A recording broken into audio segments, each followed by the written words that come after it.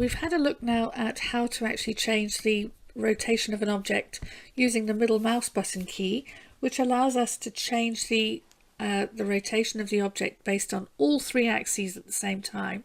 But now perhaps we might want to be a bit more specific. We might want to change it on the X or the Y or the Z axis. So to do that, let's say for example I want to change the rotation of one of my chips.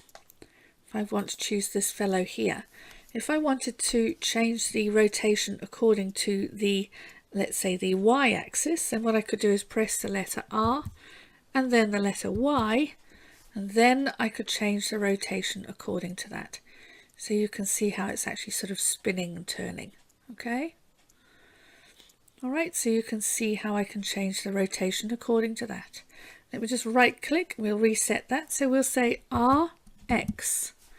Let's see what happens now. So you can see that I can actually turn it end over end. Rather than spinning it on the floor, I can actually tip it and turn it. So I might choose to have this at a very slight angle so that I can move it across and it can be sitting on top of my other chip. Okay, the last one is of course the Z axis, so I could say RZ, and that will allow me to transpose it so that it turns along the Z axis. Okay, so you can see that. So I'm going to click that there. I'm going to change it a little bit here because it's actually going through my chip rather than sitting on top. Which axis would you recommend I use for it to actually lift up this end and get it to sit on top of that chip? Think about it. There'll be a question about this just after this video too.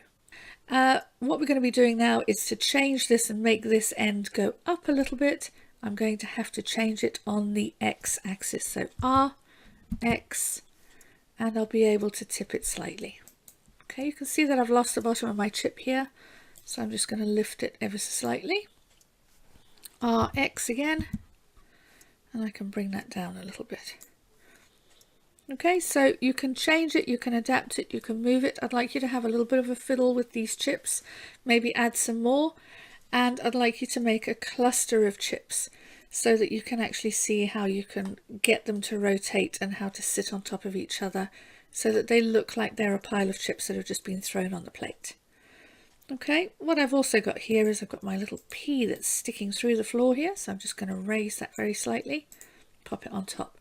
So let's start creating a sort of platter of fish and chips that look like they're positioned correctly, like they would be on a plate.